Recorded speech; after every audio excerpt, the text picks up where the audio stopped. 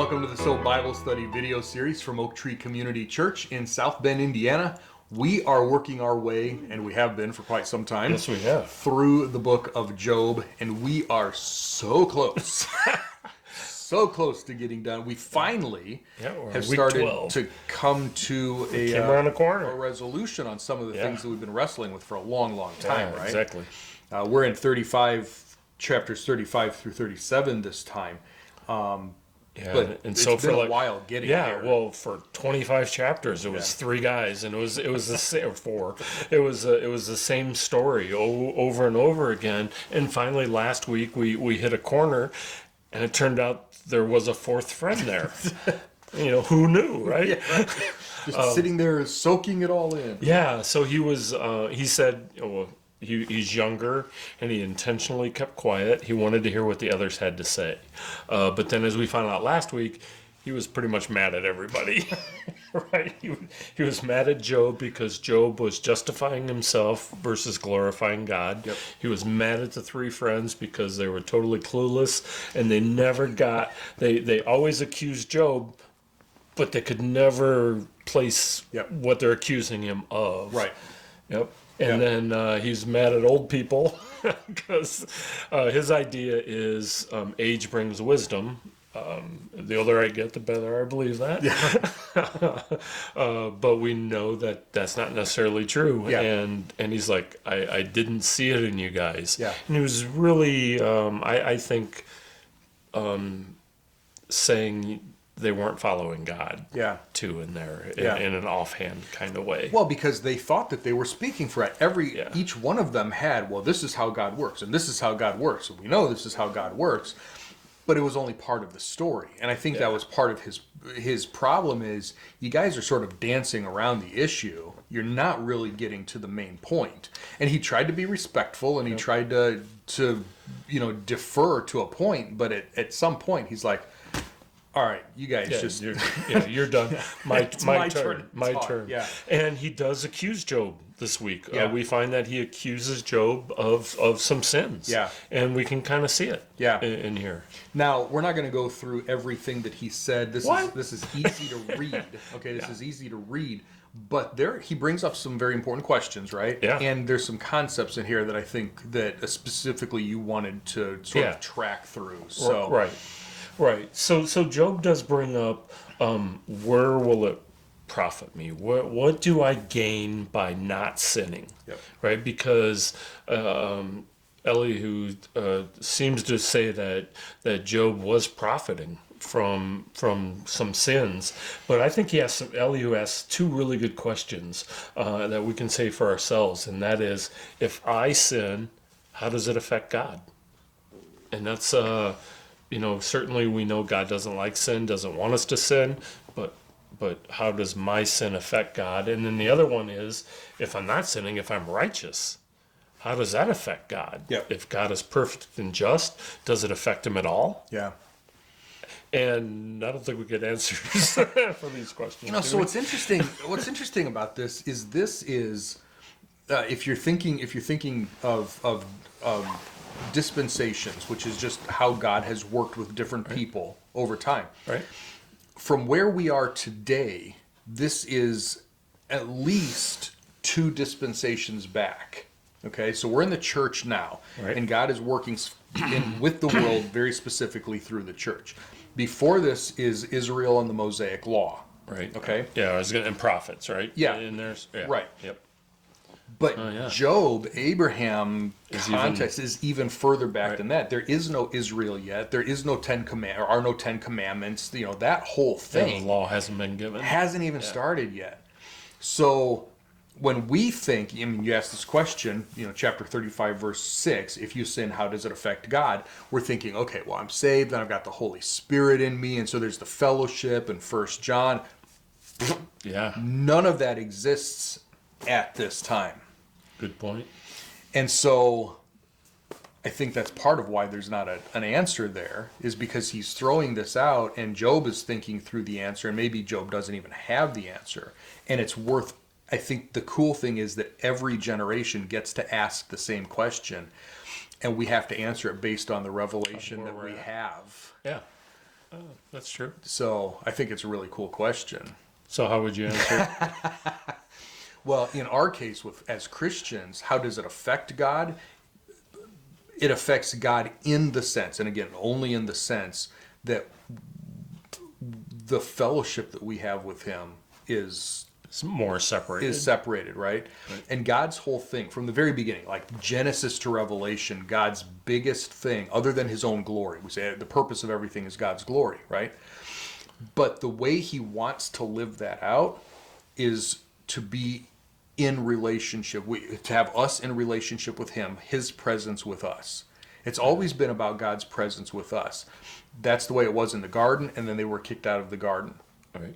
Cain said, "Oh, you're going to kick me out of your presence." Enoch walked with God. Noah walked with God. One of the titles that Jesus is going to carry is Emmanuel, God with us. You look at Revelation 21:22, and the presence of God will be with His people. It's always been about God with His people. And so when we sin, we lose that fellowship that God desperately wants us to have with Him. Nice. So, and the same thing is true when we do good, when we act out righteousness, we're actually becoming more like Him, and Getting living out closer that to fellowship. Yeah. And expectations. Yeah, but Job wouldn't have known that. Yeah. Maybe. Yeah. Maybe. Okay, I'm going to keep going. 'Cause I think we'll get to the we'll maybe. get there? Yeah, I think All right. we'll get to the maybe eventually here. All right, so the big question is, what did Elihu accuse Job of? I found three things. Job says, and we heard this time after time, why doesn't God respond to me? Right. And Elihu says, Job, I hear you saying God is insensitive, right? That He's not paying attention to you. Yep. And you're saying God is wrong. Yep. And then Job said, why doesn't God relieve me? You know, he was under so much pressure. He had so many bad things happen. He kept saying, it's just like He's sitting on my chest and I can't get a breath, you know. Yeah. And Elihu says, you're calling God unjust. Mm-hmm. And then the third one was, why doesn't God reward me? You know, I did good things. Why doesn't God reward me? And Elihu says, you're saying that holiness is unprofitable. Back to, well, does that mean sinning is profitable? Yep. In there. So at the very least, Elihu came up with three things that he saw Job could be accused of, Yep. which is three more than the three friends. The other three friends actually came up with. And what's interesting is that Elihu's whole case is, Job, you have the wrong view of God. He's it's not you're acting out the sin or you're an evil person, but your mind is wrong. You don't understand God, and so when you speak, you're speaking out of ignorance, which is exactly what Job is going to have to repent for. Yeah, very, very good. So then in chapter 36, along those same lines, Elihu has some really lofty descriptions of who God is. Yep. And what God is about. And he starts them all with, behold, then it uses indeed. And then, whatever the description is and how it plays out and how it's applied is in there. And that's basically all of chapter 36. You know what's interesting? I really like, there's two parts of chapter 36 that I think are just cool. One of them is in verse 2. He says, be patient with me a little longer. Okay, that's nice. This is Elihu to Job. Be patient with me a little longer, which is very respectful, and I will instruct you. Okay? For I still have words to speak on God's behalf. That's pretty bold. Yeah. For him to come in and say, listen, I'm going to speak for God now. Right. You know. Right. We were having a little sidebar before this, and one of the things I said was, Elihu doesn't get in trouble. The other four get in trouble, and Elihu doesn't. And then if he did say these bold words, God either didn't take exception to them, which doesn't seem like that would have happened, or he was speaking at least with God in his thoughts and in his mind. Because I guess that's the thing, is that if I say something incorrect, but I've done my research, and I mean, this is the best I understand. It's not like I'm trying to blatantly be wrong, Yeah, or or I'm just mislead flat out somebody, wrong or yeah. misleading. That is absolutely the best I understand. It seems like there's probably a little bit of grace there, Right. right? And I think that's probably where Elihu is. You know, there's some things in chapters 36 and 37. He's talking about science and creation and all this other stuff. So is that the way it actually works, or is that just the way he understood it to the best of his knowledge at that time in history? Right. And God doesn't correct him because he's not supposed to know anything beyond that yet. Yeah. Right? So we've got to be, we've got to be careful with that. But he really thought, like, listen, I'm coming here, I'm standing here with God's authority. So did God speak to him? Right. Personally, Right. give him. Well, we were asking, where did these guys get their understanding about God? Yeah. And they would have gotten it from the patriarch. Well, the deal is these are the patriarchs, right? So who did they speak with God? Well, and that's sort of that maybe that I was talking about, right? Because if this is close to Abraham's time, and we don't know exactly, right? But we know that Abraham talked with God. Right. We know that there was conversations. Yeah. So if Job was as righteous as God described, not just what he thought, but as God described him to be in chapters 1 and 2, Yeah. Wouldn't he have talked to Job? doesn't it seem like maybe there would be some personal contact there as well? Like different times. Yeah, Right? yeah. The other thing in chapter 36, and I just love this, is we've got the water cycle that is, so it rains and then it condenses and there's dew and it just keeps coming up and down, right? That's actually explained here in chapter 36. Yeah. Nice. 4,000 years ago, Elihu tells us about the water cycle. Nice. You have to find out which verse it's in, but it's in there. Yeah. Well, and that is important too, because I condensed 36 down to like 2 statements. Yeah. Right. Because it is all these indeeds, and Elihu is really going after Job with, hey, do you really understand this? Yeah. Do you understand this? Almost like he's giving him an out, because God's going to come and say the same thing to him too. Yeah. And his answer is going to be, I didn't understand. Oh. I didn't understand any of it.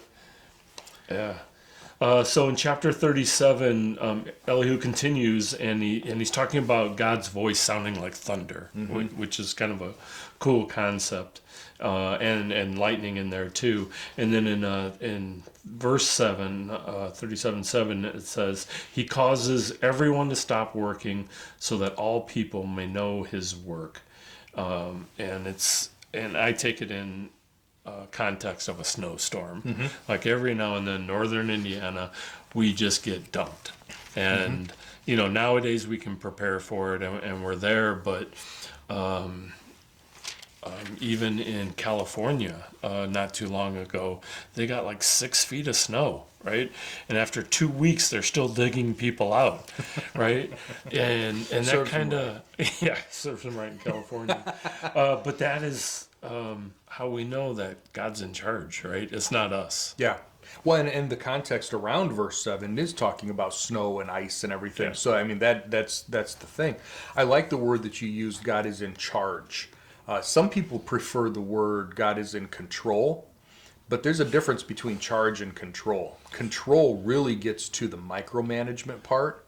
Yeah. Like you and I were talking, does that mean that God caused that typhoon? Did God cause the snowstorm? Or did God set up the system that He allows to happen? Nothing happens outside of His understanding. Nothing. He's never surprised by anything, but He's not handcrafting every snowflake. He's not Yeah. He didn't send the hurricane in. Yeah. Is he making, okay, this snowflake looks exactly like this one and it has to fall right here. Yeah. Right. Or does he just put the system in place that, okay, it's going to be cold enough, there's going to be enough moisture, and snow falls? Right. Since we've got the water cycle in the previous chapter, I'm more along the side of God sets up systems, and the systems work. But we have to remember that we live in a cursed, sinful, fallen world too. Entropy and death didn't happen before sin. Right. Things weren't falling apart constantly. Well, things are falling apart now. Left to themselves, things decay and die.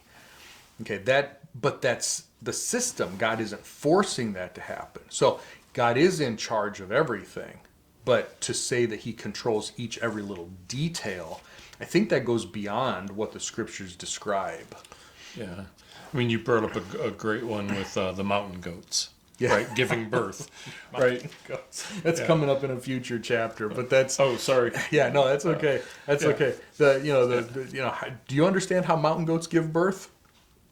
Yeah. Nope. I really because it seems like they should fall to their death, right?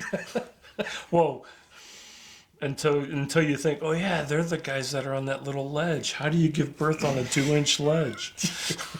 How do you stand on a 2-inch ledge? Yeah, let alone and Let alone give birth. Yeah, so all of these are kind of whoa. Yeah. Yeah. I guess I don't know how that works. And in really starting here in these next couple of chapters as we finish up this book over the next couple of weeks, these questions are going to get bigger and bigger.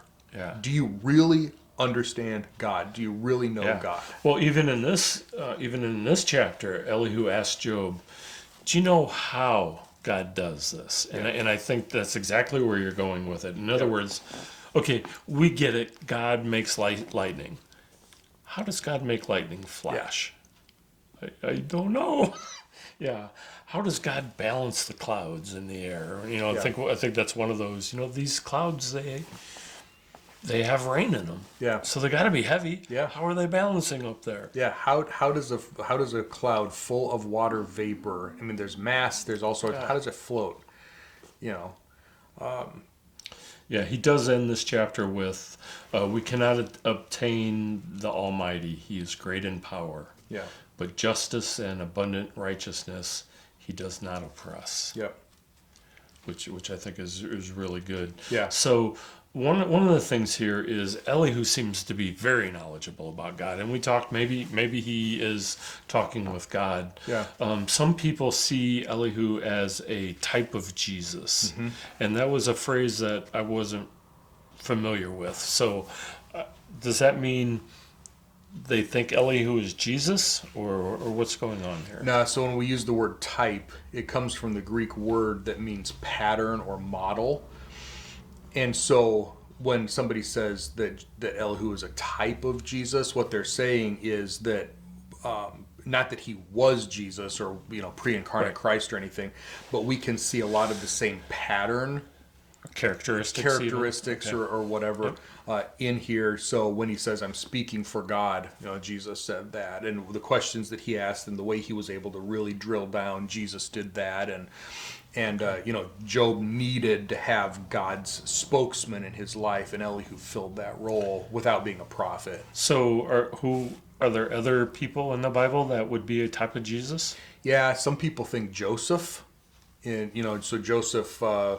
Like coat of many colors. Joseph, right? He was in shackles and bound, and until God used him for this greater purpose. He had this rough life leading up to this. Moses, in a sense, Moses was a prophet. In fact, God said that Moses is the greatest prophet, but there is one coming who is going to be like him, and so that's definitely messianic. David, in a sense, Solomon, in a sense, from the kingship, the royal side of things. Some people see types everywhere. Like everything is, I prefer to not use that terminology unless it's really, really clear. Okay. You see it clear here with Elihu? One of the things that I say when I teach the book of Matthew, especially in Uganda, is similarity does not mean equality. You can see a lot of overlap. You can see a lot of things that are similar. It doesn't make it so. Yeah. Okay. Yeah. So if somebody wants to say, "Hey, I see a lot of foreshadowing of Jesus here. I see a type of Christ," that's fine. It doesn't say that it is, so it's not something that we're going to be like super strong on. Right. Okay. Good. Well, I think that ends up for this week, right? Yeah. Whew, we're getting there. Now the next two if you thought this was good, the next two are wait. really, really cool. You think you're getting some answers now, which we haven't been. Man, the next two are awesome. So make sure you stick with us for these last two of this series. I hope these last couple of weeks now with Elihu has been really helpful to you as we've been able to explore some of these bigger things. If you still have questions, if you're reading certain things and say, hey, could you talk about this a little bit, send them over to us. We'd love to hear those and be able to give an answer to you if at all possible. Otherwise, we'll see you back here next time, and we have yet another speaker starting in chapter 38. What? Yep. Bye, everybody.